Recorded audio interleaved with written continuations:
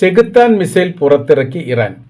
ഇതിൻ്റെ കൃത്യമായിരിക്കുന്ന ഒരു പരീക്ഷണങ്ങളോ നിരീക്ഷണങ്ങളോ ഇറാൻ നടത്തിയിട്ടില്ല എന്നൊരു പ്രത്യേകതയുണ്ട്. സാധാരണഗതിയിൽ ഇറാൻ്റെ അകത്ത് ഒരു മിസൈൽ ദൂരവ്യാപകമായിരിക്കുന്ന ആക്രമണം നടത്താൻ പാകത്തുള്ള മിസൈൽ നിർമ്മിതികളൊക്കെ ഉണ്ടാകുമ്പോൾ അതിൻ്റെ അകത്തുള്ള അലി ഖംനൈ സുപ്രീം ലീഡർ തന്നെ ഇത്തരം മിസൈലുകൾ പ്രദർശിപ്പിക്കുകയും പ്രചരിപ്പിക്കുകയും അത് മീഡിയയിലൂടെ ഈ വിഷയവുമായിട്ട് ബന്ധപ്പെട്ട കാര്യത്തെക്കുറിച്ച് വിവരണം നൽകലും സാധാരണയാണ്.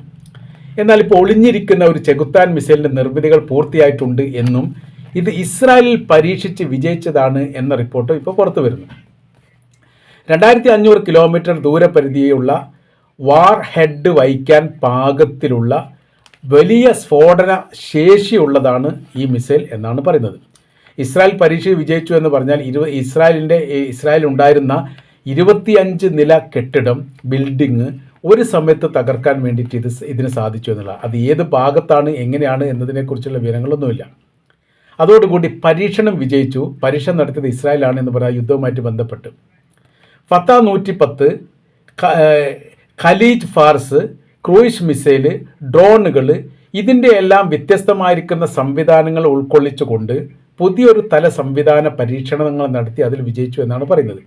അതായത് അവരുടെ ഇറാൻ്റെ കൈവശത്തിലുള്ള വ്യത്യസ്തമായിരിക്കുന്ന മിസൈലിൽ ഉപയോഗിച്ച സാങ്കേതിക വിദ്യകളെല്ലാം ഒരേ മിസൈലിൽ ക്രോഡീകരിക്കുന്ന ഒരു സംവിധാനങ്ങൾ ഉണ്ടാക്കി എന്നുള്ളതാണ് അവർ പറയുന്നതിന് പ്രധാനമായിരിക്കുന്ന കാര്യം.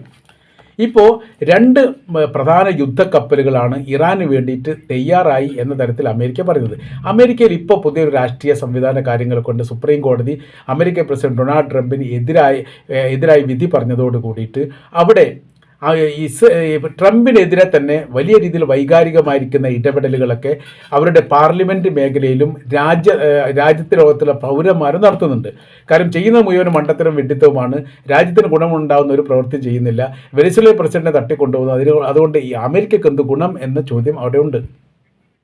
ഉക്രൈൻ യുദ്ധവുമായിട്ട് ബന്ധപ്പെട്ട് ഉക്രൈനെ സഹായിക്കുന്നു. അതുകൊണ്ട് അമേരിക്കക്ക് സാമ്പത്തിക നഷ്ടമല്ലാതെ ജനങ്ങളിൽ നിന്ന്, അതായത് രാഷ്ട്രങ്ങൾ അമേരിക്കയിൽ നിന്ന് അകന്നു പോവുക എന്നല്ലാതെ പ്രത്യേകിച്ച് വലിയ ഗുണങ്ങളൊന്നും ഈ വിഷയമായിട്ട് ബന്ധപ്പെട്ട് ഉണ്ടാവുന്നില്ല എന്നൊരു ആരോപണം നിൽക്കുന്നതിനിടയിലാണ് ഈ വിധി വന്നത്.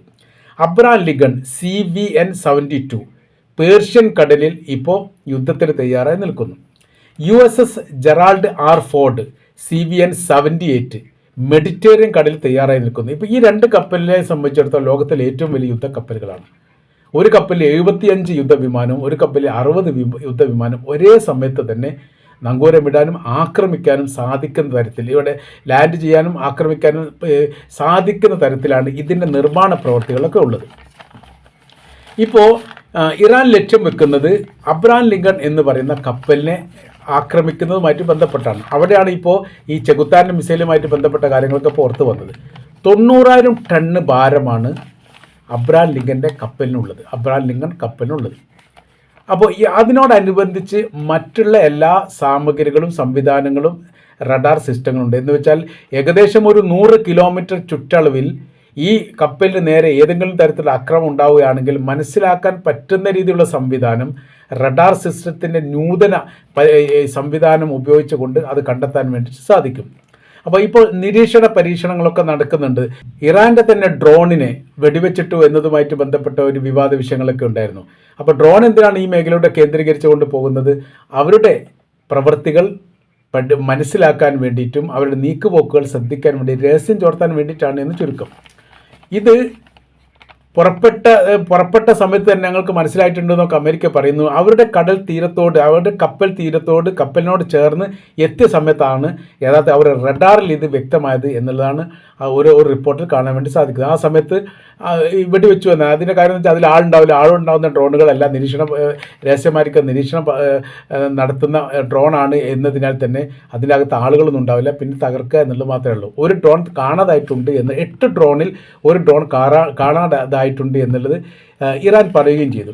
അപ്പോൾ അങ്ങനെ വരുന്ന സമയത്ത് 7 ഡ്രോൺ എന്തൊക്കെയോ പ്രവർത്തികൾ ചെയ്ത് അങ്ങോട്ട് മടങ്ങിയെത്തിയിട്ടുണ്ടെന്ന് നമുക്ക് ഊഹിക്കാൻ വേണ്ടി സാധിക്കുന്നതാണ്.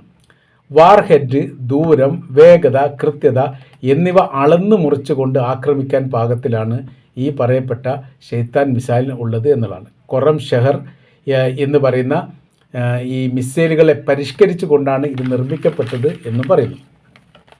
അപ്പോൾ ഇപ്പോഴത്തെ സാഹചര്യത്തിൽ അവർ പറയുന്ന കാര്യം ഇങ്ങനെയാണ്. മൊത്തത്തിൽ കപ്പലിനെ തകർക്കുക, അത് മധ്യത്തിലേക്ക് മിസൈൽ ഇട്ടുകൊണ്ട് കപ്പൽ പിളർത്തുക എന്നതെല്ലാം വലിയ രീതിയിൽ ചെയ്തെങ്കിൽ മാത്രമേ നടക്കൂ. അത് വളരെ എളുപ്പത്തിൽ നടക്കുന്ന കാര്യമൊന്നുമല്ല.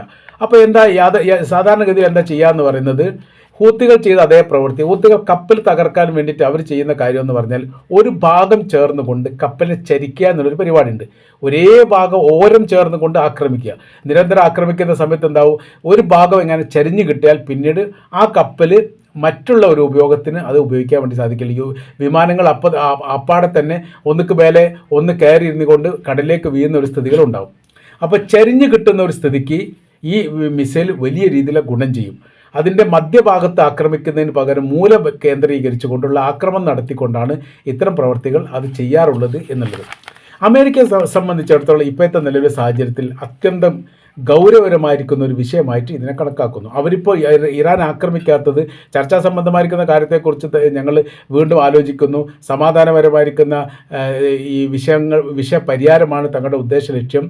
അതിന് ഇറാൻ വഴങ്ങേണ്ടതുണ്ട്, നിലപാടുകൾ അംഗീകരിക്കേണ്ടതുണ്ട്. ഇതൊക്കെ നിരന്തരം ഇങ്ങനെ പറയുന്നതിൻ്റെ കാര്യം പരാജയപ്പെടുത്താൻ വേണ്ടിയിട്ട് സാധിക്കുക എന്നതിനപ്പുറം, അതായത് ഇറാൻ ആക്രമിക്കുക എന്ന് പറഞ്ഞാൽ വളരെ എളുപ്പമാണ്. പ്രതിരോധ സംവിധാനത്തിലേക്കാളേറെ ആക്രമ സ്വഭാവത്തിനാണ് ഇറാൻ പല കാലങ്ങളിലും താല്പര്യം കാണിക്കാറുള്ളത്. അതായത് ഇറാനെ ആക്രമിക്കുക എന്ന് പറഞ്ഞാൽ ഇസ്രായേൽ ആക്രമിക്കുന്ന പോലെ, ഇസ്രായേൽ ആക്രമിക്കുന്ന സമയത്ത് അയൺ ഡോം പോലെയുള്ള പ്രതിരോധ സംവിധാനങ്ങൾ പരമാവധി പ്രതിരോധിക്കാൻ വേണ്ടി ശ്രമിക്കാറുണ്ട്. എന്നാൽ ആക്രമണം ഇറാന് നേരെയാണെങ്കിൽ മറ്റ് സംവിധാനങ്ങൾ ഉപയോഗിച്ചുകൊണ്ട് അവർ പ്രതിരോധിക്കാൻ ശ്രമിക്കുന്നതിനപ്പുറം ആക്രമിച്ച രാജ്യത്തെ തിരിച്ചാക്രമിച്ചുകൊണ്ട് അതിശക്തമായിരിക്കുന്ന നാശങ്ങൾ ഉണ്ടാക്കാൻ വേണ്ടിയാണ് ശ്രമിക്കുന്നത്. ഈ 12 ദിവസത്തെ യുദ്ധത്തിൽ നിന്ന് ലോകത്തിന് മനസ്സിലായ ഇറാൻ്റെ യുദ്ധരീതി അങ്ങനെയാണ്. അപ്പോൾ രാജ്യത്തിൽ ആക്രമിച്ച സംബന്ധിച്ച് കൂടുതൽ പ്രതിരോധം ഉണ്ടാക്കുന്നതിന് പകരം എന്ത് ചെയ്യുന്നു, മറ്റു രാജ്യത്തെ ആക്രമിച്ചുകൊണ്ടേയിരിക്കും. നിരന്തരം ആക്രമിക്കുക, വിശ്രമമില്ലാത്ത ആക്രമണം നടത്തുക, വലിയ നാശങ്ങൾ ഉണ്ടാക്കുക എന്നുള്ളതാണ്. അപ്പോൾ അമേരിക്കയുടെ ഈ ഇറാൻ്റെ കൈവശത്തിലുണ്ടായിരുന്ന ഒരുപാട് മിസൈലുകൾ, അതായത് മുൻപ് കാലങ്ങളിൽ പരീക്ഷിച്ചുകൊണ്ട് ഉപയോഗശൂന്യമായ, അതായത് ഇപ്പോഴത്തെ കാലോചിതപരമായി ഉപയോഗിക്കാൻ പറ്റാത്ത മിസൈലുകളുടെ ഒരു കൂട്ടം തന്നെ ഉണ്ടായിരുന്നു. അതോടൊപ്പം തന്നെ മറ്റ് രാജ്യത്തിന് വിൽപ്പന നടത്താൻ പറ്റാത്ത മിസൈലുകൾ അതും ഉണ്ടായിരുന്നു. ഈ രണ്ട് വിഭാഗം മിസൈലുകളെയും ഇറാനിൽ പരീക്ഷിക്കപ്പെട്ടു എന്നുള്ളതാണ് കാര്യം. എന്ന് പറഞ്ഞാൽ അയൺ ഡോമിനെ കുറിച്ച് വളരെ കൃത്യതയോട് കൂടിയിട്ട് ഇറാൻ മനസ്സിലാക്കി. അതിൻ്റെ സാങ്കേതിക രഹസ്യങ്ങളൊക്കെ ചോർത്താൻ വേണ്ടിയിട്ട് ഇറാന് സാധിച്ചു. അപ്പോൾ അവർക്ക് മനസ്സിലായത് എത്രത്തോളം ശക്തിയുള്ള മിസൈലുകളെയാണ് പ്രതിരോധിക്കുക എന്നുള്ളത് മനസ്സിലായി. മൊത്തത്തിൽ ഈ അയൺ ഡോമിൻ്റെ സ്വഭാവം എന്ന് പറഞ്ഞാൽ ആ രാജ്യത്തിൻ്റെ പരിനിശ്ചയിക്കപ്പെട്ട ഏരിയയുടെ നേരെ ഏതെങ്കിലും തരത്തിലുള്ള ഒരു മിസൈലോ ഡ്രോണോ അതല്ലെങ്കിൽ അങ്ങനത്തെ എന്തെങ്കിലും ഒരു വസ്തു വന്നാൽ അതിനെ തകർക്കുക എന്നുള്ളതാണ് അയൺ ഡോം കൊണ്ട് ഉദ്ദേശിക്കുന്നത്. അപ്പോൾ വരുന്നത് ശക്തിയുള്ള മിസൈലാണെങ്കിലും ശക്തി കുറഞ്ഞതാണെങ്കിലും പൊട്ടുന്ന മിസൈലാണെങ്കിലും അല്ലാത്തതാണെങ്കിലും അയൺ ഡോം പ്രതികരിച്ചു കൊണ്ടേയിരിക്കും. അവിടെ ഇറാൻ എന്ന് പറയുന്ന രാജ്യം വലിയ തന്ത്രം പ്രയോഗിച്ചു. തങ്ങളുടെ രാജ്യത്ത് വിൽപ്പന നടത്താൻ പറ്റാത്തതും ഉപയോഗശൂന്യവുമായി കിടക്കുന്ന മിസൈലുകൾ ചാർജ് ചെയ്തുകൊണ്ട് ഇറാനിലേക്ക് പറഞ്ഞയച്ചു. അപ്പോൾ ഇറാൻ എന്ത് ചെയ്യുന്നു, ഈ ഇസ്രായേലിലേക്ക് പറഞ്ഞേക്കുന്നു. അപ്പോൾ ഇസ്രായേൽ എന്ത് ചെയ്യുന്നു, ഇസ്രായേലിൻ്റെ അയൺ ഡോം വെച്ചുകൊണ്ട് ഇതിനെ തകർത്തുകൊണ്ടേയിരിക്കുന്നു. അപ്പോൾ അവരുടെ കൈവശത്തിൽ അത്തരം മിസൈലുകൾ കംപ്ലീറ്റ് അവസാനിച്ചു. മാത്രവുമല്ല അയൺ ഡോമിനെ സംബന്ധിച്ചിടത്തോളം അവർക്ക് പ്രതിരോധ സംവിധാനങ്ങൾ ഇല്ലാതായി, നഷ്ടപ്പെട്ടു. ഒരു പരിധി കഴിഞ്ഞാൽ അതില്ലാതാവും. ആ സമയത്താണ് പിന്നീട് ഇറാൻ യുദ്ധം തുടങ്ങി. ഹൈപ്പർസോണിക് അടക്കമുള്ള മിസൈലുകൾ ഉപയോഗിച്ചുകൊണ്ട് നിരന്തരം ഇസ്രായേലിൻ്റെ തലസ്ഥാന നഗരിയായിരിക്കും തലസ്ഥാന നഗരി അടക്കമുള്ള പ്രദേശത്തെ ആക്രമിച്ചു കൊണ്ടേയിരുന്നു. അവിടെയാണ് ജെറുസലേം എന്ന് പറയുന്ന ഒരു നഗരം മാത്രമല്ല, തന്ത്രപ്രധാനമായിരിക്കുന്ന 4 നഗരങ്ങളും തന്ത്രപ്രധാനമായിരിക്കുന്ന ഈ സീപോർട്ട് അടക്കമുള്ള മേഖലയും ആക്രമിക്കപ്പെട്ടു. അതെല്ലാം ഫലം കാണുന്ന രീതിയിലുള്ള ആക്രമണമായിട്ട് പിന്നീട് ഇസ്രായേൽ അത് സ്ഥിരീകരിച്ചു. ഇസ്രായേൽ ആദ്യഘട്ടത്തിൽ ഇതിൻ്റെ നാശത്തെക്കുറിച്ചോ നഷ്ടത്തെക്കുറിച്ചോ ഒന്നും പറയപ്പെട്ടിട്ടില്ല. പിന്നെ ആകെ അവർ പറഞ്ഞ് അങ്ങ് പ്രതിരോധിക്കാൻ സാധിച്ചു എന്നുള്ളതാണ്.